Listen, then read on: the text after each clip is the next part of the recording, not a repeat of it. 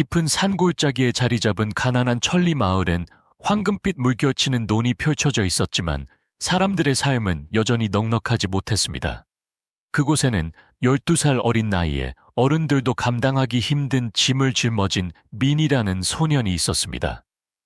어머니는 일찍 병으로 세상을 떠났고 아버지는 멀리서 막노동을 하며 간신히 생활비를 보내주었지만 그것마저도 빠듯한 형편이었습니다. 민이 살고 있는 집이라고 부르기에도 민망한 작은 초가집은 바람에 금방이라도 무너질 듯 위태로웠습니다. 안에는 대나무 침상 하나와 낡은 붓두막 그리고 오래된 몇 가지 살림살이 전부였습니다. 민은 혼자서 밥을 짓고 잠자리에 드는 모든 것을 스스로 해냈습니다. 하루하루 살아남기 위해 닥치는 대로 할 수 있는 일이라면 무엇이든 했습니다. 폐지를 줍고 소를 대신 몰거나 마을 어귀 길거리 식당에서 허드레치를 했습니다. 하지만 가난 속에서도 민은 단 한 번도 불평하지 않았습니다. 그에게는 많은 사람들이 알아채지 못한 긍정적인 마음과 따뜻한 사랑이 있었습니다. 삶이 아무리 힘들어도 포기하지 않고 노력하면 언젠가는 다 지나갈 거야. 힘들 때마다 자신을 다독였습니다. 어느덧 해가 논 너머로 기울어지고 마을은 붉게 물들었습니다. 하루 종일 일한 후 배가 몹시 고픈 민은 흙길을 걸었습니다. 힘겹게 일해서 번 돈으론 겨우 빵 한 조각을 살 수 있었습니다. 그러던 중 한 숲을 옆 작은 길을 지나다가 흐느끼는 듯한 소리를 들었습니다. 걸음을 멈추고 귀를 기울였습니다. 무슨 소리지?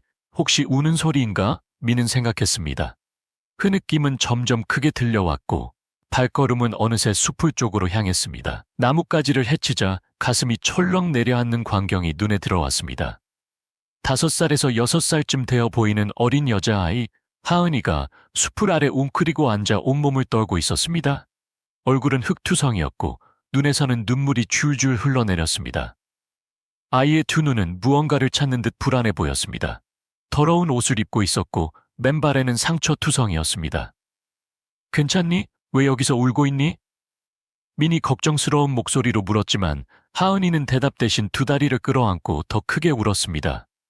민은 더욱 가까이 다가가 하은이를 달래주려고 했습니다. 울지 마. 내가 옆에 있어. 배고프지 않니? 이름이 뭐니? 어디서 왔니? 한참 후 하은이는 겨우 울음을 그치고 더듬거리며 말했습니다. 길 잃었어요. 이름은 하은이에요. 민은 한숨을 쉬었습니다. 앞으로 어떻게 해야 할지 알 수 없었습니다. 자신도 배가 고팠지만 추위와 피로에 떨고 있는 하은이를 보자 자신의 빵을 나누어 주기로 결심했습니다. 여기, 이거 먹어. 나한테는 이거밖에 없어. 빵을 건넸습니다. 하은이는 민을 바라보다가 빵을 받아들고는 마치 오랫동안 굶주린 듯 허겁지겁 먹었습니다. 하은이가 먹는 모습을 보면서 민은 안도감과 동시에 안타까움을 느꼈습니다. 어떻게 이렇게 어린아이가 혼자 버려졌을까? 하은이가 빵을 다 먹고 민에게 기대 잠들었습니다. 밤이 깊어지면서 바람은 더욱 차가워졌고 민은 하은이를 혼자 둘 수 없다는 것을 알았습니다. 민은 하은이를 안아들었습니다. 작고 앙상한 몸이 민의 품에 안겼습니다. 민은 느린 걸음으로 집으로 향했습니다. 하은이가 어디서 왔는지 모르겠지만 혼자 둘 수는 없어. 하은이의 가족을 찾을 때까지 내가 돌봐줘야 해. 그렇게 생각했습니다. 집으로 가는 길은 쉽지 않았습니다. 밤은 더욱 짙어지고 마을 집집마다 걸린 등불이 희미하게 빛을 낼 뿐이었습니다. 하루 종일 일에 지친 다리로 하은이를 안고 걸어야 했지만 포기할 수 없었습니다. 마음속에는 이상한 책임감이 차올랐습니다. 마치 운명처럼 하은이를 만난 것 같았습니다. 집에 도착한 민은 하은이를 대나무 침상에 눕히고 낡은 외투를 덮어주었습니다. 장작을 조금 태워 손을 녹인 후 차가운 하은이의 발을 부드럽게 어루만졌습니다. 괜찮을 거야. 그렇게 속삭였습니다. 그날 밤 민은 잠을 이루지 못했습니다. 하은이 옆에 앉아 잠든 모습을 지켜보았습니다. 희미한 등불 아래 작은 얼굴이 너무나 안쓰러웠습니다. 전에 없던 책임감이 마음속에서 꿈틀거렸습니다. 무슨 일이 있어도 하은이를 지켜야 한다고 생각했습니다. 다음 날 아침 하은이가 깨어났을 때 민은 미소를 지으며 인사를 건넸습니다. 잘 잤니? 몸은 좀 어떠니? 하은이는 고마운 듯 민을 바라보며 고개를 끄덕였습니다. 그날 이후 민과 하은이는 서로에게 없어서는 안 될 존재가 되었습니다. 민은 하은이의 오빠이자 보호자가 되었고, 하은이는 민의 가난한 삶에 기쁨과 의미를 가져다 주었습니다. 하지만 민은 자신이 하은이를 데려온 것이 얼마나 극적이고 예상치 못한 여정을 만들게 될지 알지 못했습니다. 그리고 그 선택이 자신의 삶을 완전히 바꾸어 놓을 것도 알지 못했습니다. 하은이를 데려온 후 민은 두 사람이 먹을 것을 구하기 위해 더욱 힘을 내야 했습니다. 폐지를 줍고 막노동을 해서 번 적은 돈으로는 자신의 먹을 것뿐만 아니라 하은이가 먹을 음식도 사야 했습니다. 언제나 자신이 먹을 것보다 하은이가 먹을 것을 더 챙겼습니다. 너 많이 먹어. 나는 괜찮아. 하은이가 안쓰러운 눈빛으로 자신을 바라볼 때마다 그렇게 말했습니다. 하은이는 어렸지만 눈치가 빨라서 집안일을 돕거나 함께 폐지를 주었습니다. 점점 두 사람은 마치 오랜 가족처럼 가까워졌습니다. 어느 날 아침 민이 폐지를 주우러 나가자 몇몇 마을 사람들이 수군거리기 시작했습니다. 저 애는 어디서 데려왔대? 자기 살기도 힘든데 더 힘들게 생겼네. 하지만 또 다른 사람들은 어린데도 다른 사람을 챙기는 거 보면 참 대단해 라며 감탄했습니다. 민은 남들의 이야기에 신경 쓰지 않았습니다. 오직 하은이가 안전하고 편안하게 지낼 수 있도록 노력할 뿐이었습니다. 하은이는 민의 보살핌 덕분에 점차 건강을 회복했습니다. 하은이는 가족과 함께 가다가 길을 잃었다고 말했지만 자신의 이름 외에는 아는 것이 없었습니다. 아련한 기억과 공포는 밤마다 하은이를 괴롭혔습니다. 그럴 때마다 민은 하은이 옆에서 다정하게 말했습니다. 괜찮아, 내가 있잖아. 아무도 너를 무섭게 하지 않을 거야. 비록 어리지만 민은 하은이를 안전하게 해주기 위해 모든 것을 했습니다. 재미있는 이야기를 만들어 하은이를 웃게 하거나 해질녘 논으로 데려가 노을을 보며 평온함을 느끼게 해주었습니다. 어느 날 민이 시장에서 일하고 있을 때 낯선 사람들이 나타났습니다. 말끔한 옷을 입고 엄숙한 표정으로 가게들을 돌아다니며 누군가를 찾았습니다.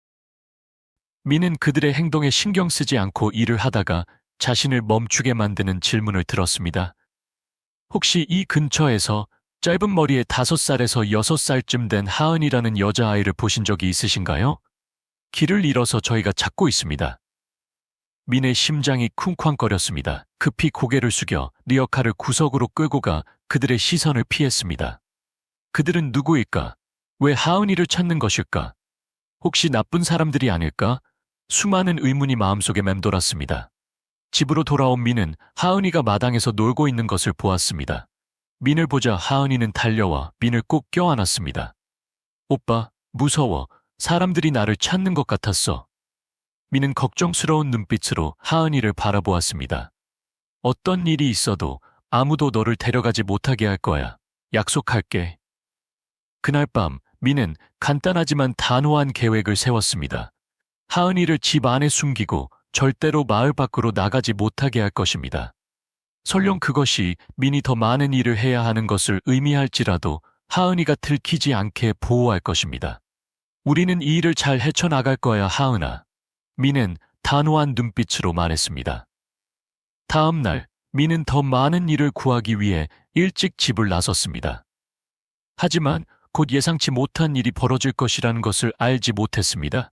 그 일이 그의 계획을 완전히 바꿔놓을 것이라는 것도 알지 못했습니다.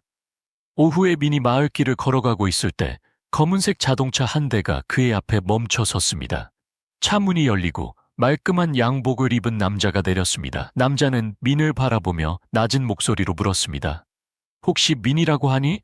민은 뒷걸음질치며 그 남자를 경계했습니다. 네, 그런데 누구세요? 남자는 미소를 지었지만 눈빛은 차가웠습니다. 나는 박 회장 댁의 이 관리자라고 하네. 우리는 하은이라는 여자아이를 찾고 있네. 자네가 그 아이를 어디에 있는지 알고 있다고 생각하네. 그 말을 듣자 민은 리어카 손잡이를 더욱 꽉 쥐었고 눈빛은 두려움으로 가득 찼습니다. 저는 하은이라는 사람 몰라요. 떨리는 목소리로 거짓말했습니다. 이 관리자는 가까이 다가와 민을 똑바로 쳐다봤습니다. 걱정할 필요 없어. 우리는 누구에게도 해를 끼치지 않아. 우리는 단지 하은이를 있어야 할 집으로 데려가려는 것뿐이야. 민은 무슨 말을 해야 할지 알 수 없었습니다. 두려움과 동시에 하은이에 대한 걱정이 마음속에 가득했습니다. 만약 그들이 좋은 사람이라면 왜 하은이가 그토록 두려워하는 것일까? 잠시 후 이 관리자가 한숨을 쉬며 말했습니다. 만약 우리를 믿지 못하겠다면 하은이의 아버지인 박 회장을 만나보게. 회장님은 자네가 딸을 구해준 것에 대해 직접 감사를 표하고 싶어 하네. 그 말을 듣자 민은 이상한 느낌을 받았습니다. 만약 하은이가 부잣집 딸이라면 하은이를 돌려보내야 할까? 하지만 이것이 함정이라면 하은이를 위험에 빠뜨리는 것은 아닐까? 마지막으로 민은 용기 있는 결정을 내렸습니다. 따라갈게요. 하지만 하은이가 안전한지 확인하기 위해서예요. 만약 조금이라도 이상한 점이 있으면 하은이를 다시 데려올 거예요. 이 관리자는 미소를 지으며 고개를 끄덕였습니다. 정말 용감한 소년이군. 자, 차에 타게. 민은 검은색 자동차에 올라탔습니다. 마음은 혼란스러웠습니다. 고급 자동차에 타보는 것은 처음이었지만 기쁘기보다는 불안했습니다. 앞 좌석에 앉은 이 관리자의 차가운 눈빛은 민을 더욱 불안하게 만들었습니다. 자동차는 크고 웅장한 대저택 앞에 멈춰 섰습니다. 높고 화려한 철문이 천천히 열리고 뒤에는 넓은 정원이 펼쳐져 있었습니다. 정원 끝에는 웅장하고 화려한 저택이 자리하고 있었습니다. 이곳이 하은이가 있어야 할 곳인가? 이런 곳에 있던 아이가 어떻게 우리 마을까지 오게 된 거지? 민은 생각했습니다. 민이 차에서 내리자 이 관리자는 그를 큰 거실로 안내했습니다. 그곳에는 박 회장과 김 부인이 기다리고 있었습니다. 박 회장은 위험 있는 모습이었지만 얼굴에는 걱정이 가득해 보였습니다. 김 부인은 다정해 보였지만 눈은 슬픔에 잠겨 있었습니다. 자네가 민인가? 자네에 대한 이야기는 들었네. 우리 딸을 구해줘서 고맙네. 박 회장이 다가와 손을 내밀었습니다. 민은 조심스럽게 박 회장의 손을 잡았습니다. 저는 그저 당연히 해야 할 일을 했을 뿐이에요. 하지만 하은이는 여전히 두려워하고 있네. 박 회장이 한숨을 쉬며 민을 앉혔습니다. 자네에게 설명을 해줄 필요가 있겠군. 하은이는 우리 집 막내딸이네. 일주일 전 소풍을 갔을 때 숲에서 길을 잃었지. 우리는 모든 사람들을 동원해서 찾았지만 자네가 하은이를 찾아줄 줄은 몰랐네. 자네는 우리가 얼마나 걱정했는지 모를 거야. 그런데 왜 아이가 그렇게 불안해하고 가족에 대한 기억이 없을까요? 민이 물었습니다. 눈빛은 의심으로 가득 차 있었습니다. 김 부인은 눈물을 닦았습니다. 길을 잃었을 때 심한 충격을 받았을지도 모르네. 원래부터 예민하고 상처받기 쉬운 아이였네. 하지만 우리를 믿어주게. 하은이는 여기에서 안전할 걸세. 설명을 들었지만 민은 뭔가 이상하다고 생각했습니다. 하은이가 자신과 함께 있는 동안 불안해하면서 가족에 대한 이야기를 하지 않았습니다. 민은 주변을 둘러봤습니다. 모든 것이 화려했지만 차가운 느낌을 받았습니다. 과연 이 부잣집 사람들이 하은이를 진심으로 위해줄 수 있을까? 박 회장은 민의 생각을 읽은 듯 말했습니다. 자네는 우리를 믿지 못하는 것 같군. 그렇다면 며칠 동안 이곳에 머물게. 자네는 하은이가 가장 신뢰하는 사람이니까 아마 자네가 하은이가 가족에게 다시 적응하는 데 도움이 될 수 있을 거야. 박 회장의 제안에 민은 놀랐습니다. 이런 화려한 대저택에 머물게 되다니 가난한 소년에게는 꿈 같은 일이었습니다. 하지만 민은 전혀 기쁘지 않았습니다. 오직 하은이만을 생각했습니다. 잠시 고민하던 민은 고개를 끄덕였습니다. 알겠습니다. 하지만 하은이가 안전한지 확인하기 위해서예요. 박 회장은 만족스러운 미소를 지었습니다. 자네는 정말 특별한 소년이군. 이 관리자, 민이 머물 방을 준비하게. 저택에서 며칠을 보내면서 민은 여러 이상한 점들을 발견했습니다. 하은이는 풍족한 환경에서 살고 있었지만 편안해 보이지 않았습니다. 박 회장을 볼 때마다 하은이의 눈에는 두려움이 스쳐 지나갔습니다. 김 부인은 하은이를 항상 감싸는 듯했지만 그녀의 보살핌에는 어딘가 무거운 느낌이 있었습니다. 어느 날 밤, 집 주변을 산책하던 민은 박 회장과 이 관리자가 사무실에서 대화하는 것을 우연히 듣게 되었습니다. 다음은 어떻게 해야 하지? 납치 사건이 경쟁자들의 소행이라고 확신하나? 박 회장의 목소리는 걱정스러웠습니다. 네, 여러 증거가 그렇게 가리키고 있습니다. 하지만 그들이 하은이를 노리고 있을 가능성도 배제할 수 없습니다. 이 관리자가 대답했습니다. 하은이를 무슨 일이 있어도 지켜야 한다. 박 회장은 침울한 목소리로 말했습니다. 그 말을 듣자 민은 깜짝 놀랐습니다. 납치? 하은이가 길을 잃은 것이 사고가 아니었나? 그렇다면 누가 왜 하은이를 해치려고 하는 것일까? 그날 밤 민은 하은이에게 그동안 무슨 일이 있었는지 물어보기로 했습니다. 침대에 앉아있는 하은이에게 부드럽게 물었습니다. 하은아, 기억나는 거 있니? 어떻게 길을 잃었니?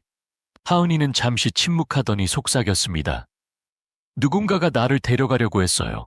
그들이 누구인지 모르겠어요. 아빠, 엄마에 대한 이야기를 한 것 같아요. 민은 하은이의 손을 잡고 걱정스러워했습니다. 두려워하지 마. 내가 옆에 있어. 아무도 너를 해칠 수 없어.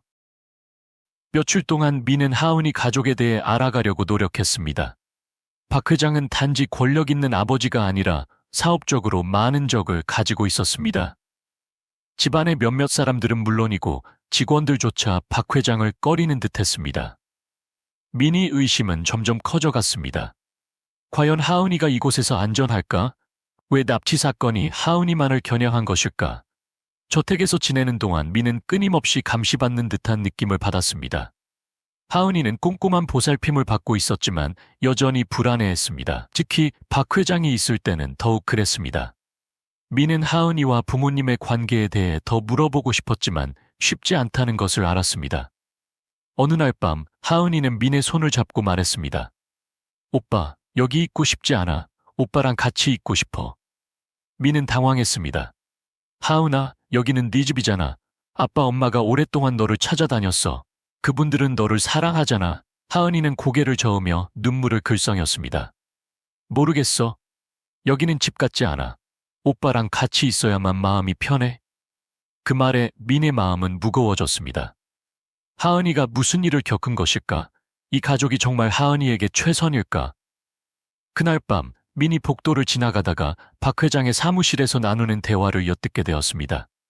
박 회장은 걱정스러운 목소리로 말했습니다. 우리는 남의 그룹과의 경쟁을 빨리 처리해야 해. 그렇지 않으면 우리 가족은 안전하지 않을 거야. 이 관리자가 대답했습니다. 하지만 하은이는 어쩌죠?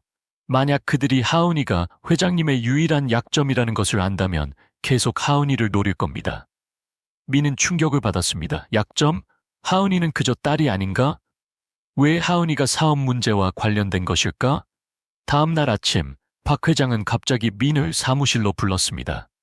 책상에 앉아 침착하게 민을 바라보았습니다. 민, 자네에게 제안 하나를 하고 싶네. 하은이는 누구보다 자네를 믿고 있네.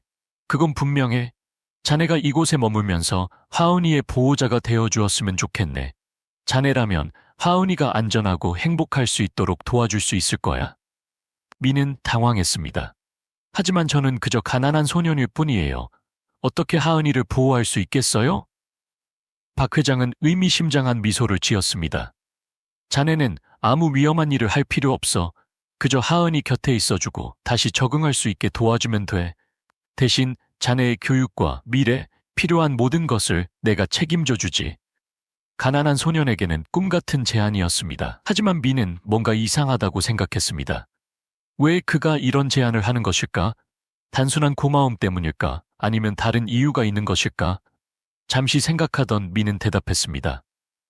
알겠습니다. 하지만 조건이 있어요.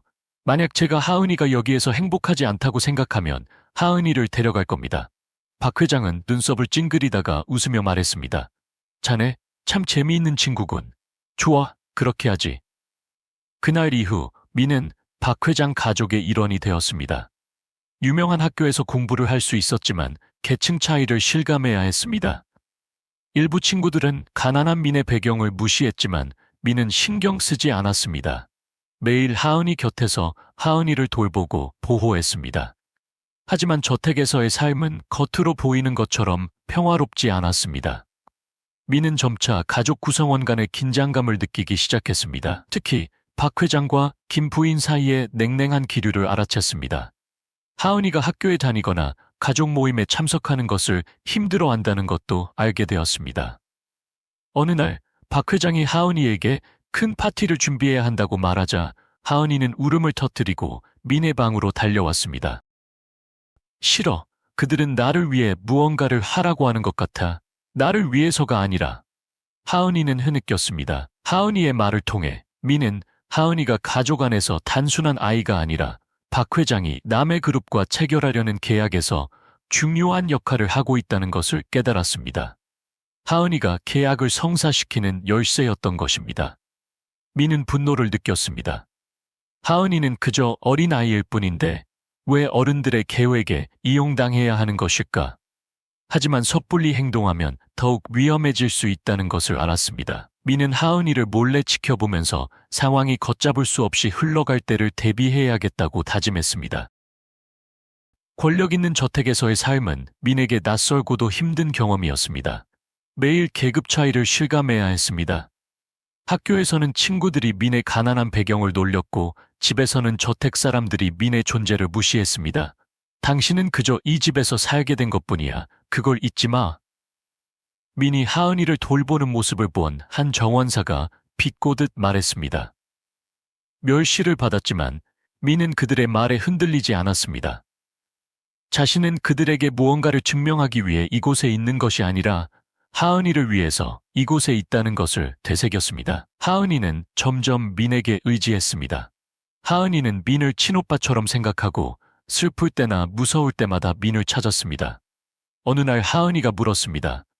민 오빠, 혹시 내가 여기 없게 되면 나를 데려가 줄 거지? 민은 단호한 눈빛으로 고개를 끄덕였습니다. 내가 너와 약속했잖아. 어디든 내가 너를 지켜줄게.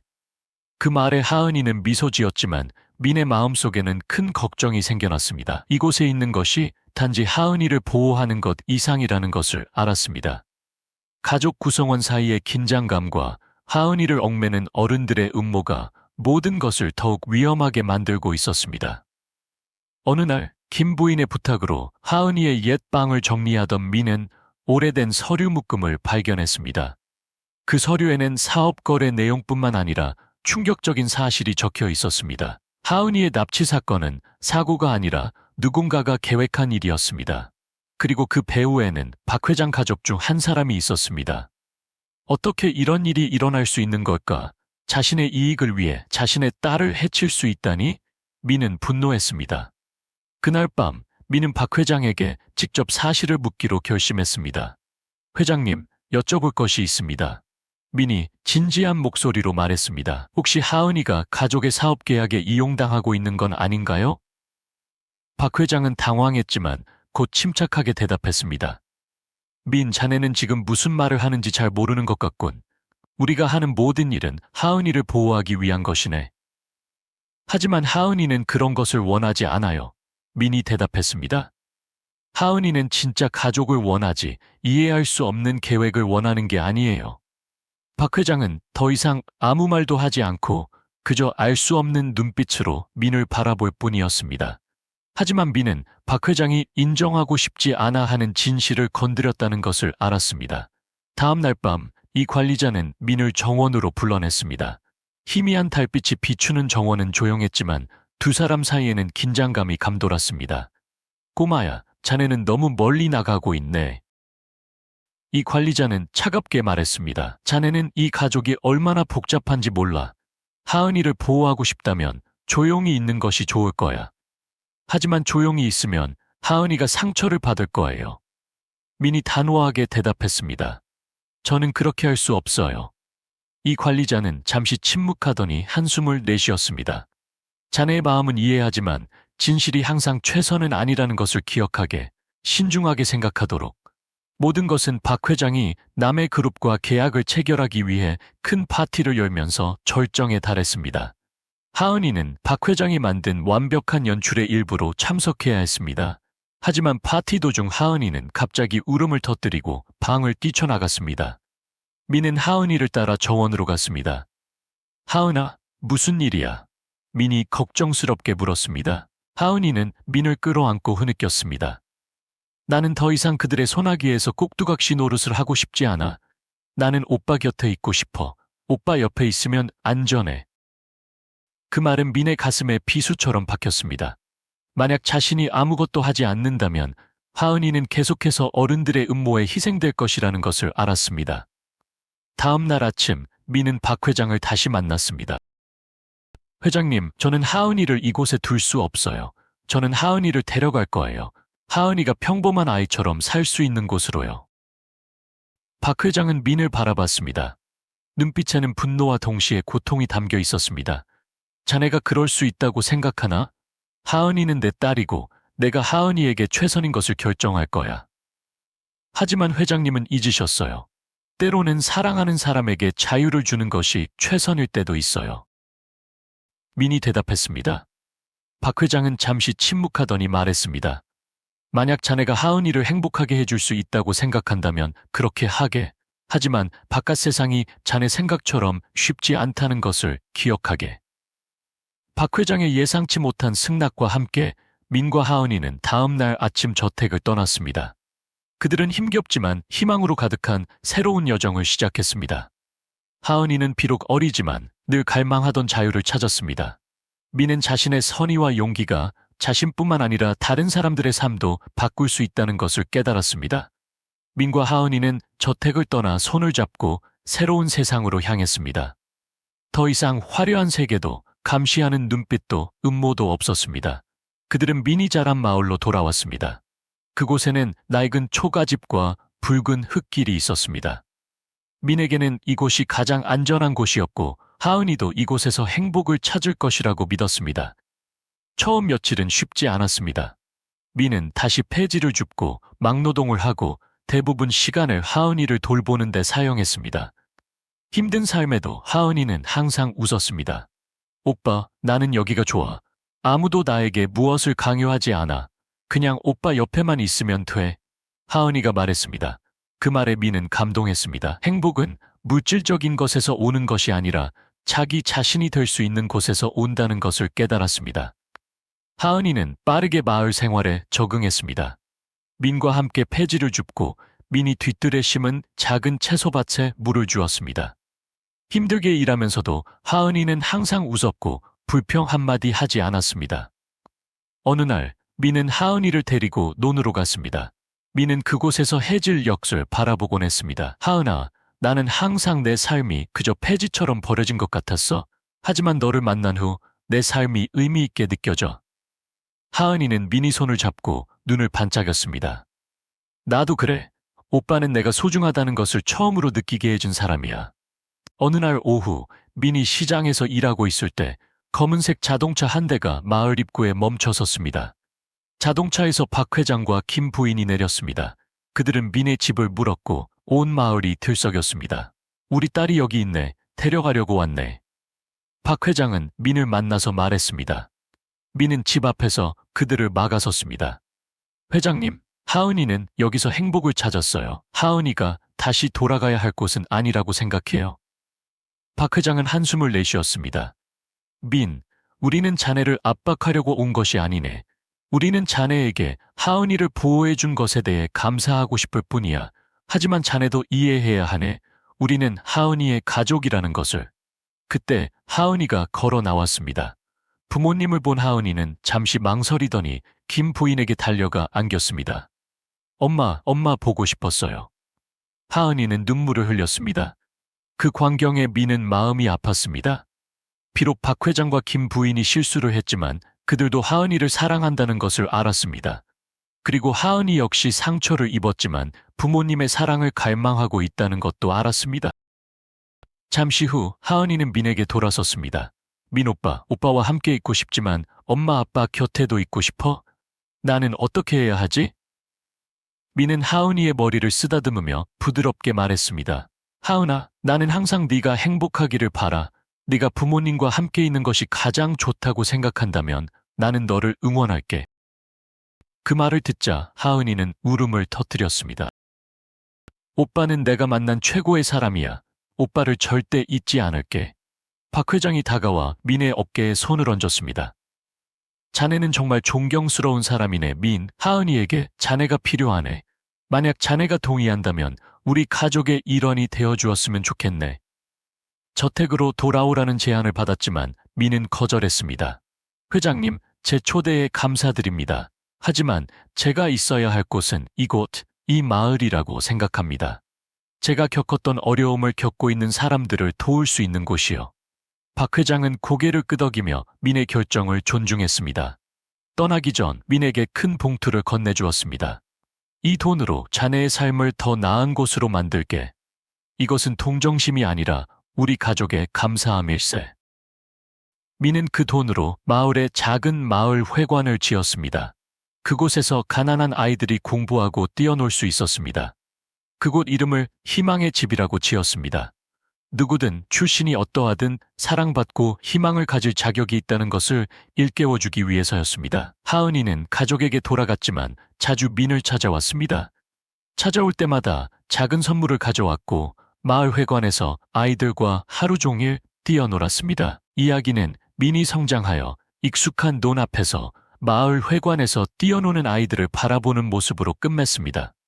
마음속에서 따뜻한 감정이 솟아올랐습니다. 자신의 선의와 용기가 자신의 삶을 바꿨을 뿐만 아니라 다른 사람들의 삶에도 큰 변화를 가져왔다는 것을 알았습니다. 때로는 작은 행동이 삶을 변화시킬 수 있다는 것, 그리고 때로는 그것이 세상을 변화시킬 수도 있다는 것을 깨닫고 민은 만족스러운 미소를 지었습니다. 여러분은 작은 행동 하나가 삶을 바꿀 수 있다는 것을 믿지 못할 수도 있습니다. 만약 이 이야기가 감동적이었다면 좋아요를 눌러주세요. 여러분의 생각을 댓글로 남겨주시고 이 의미 있는 이야기를 공유하여 세상에 널리 퍼뜨려주세요.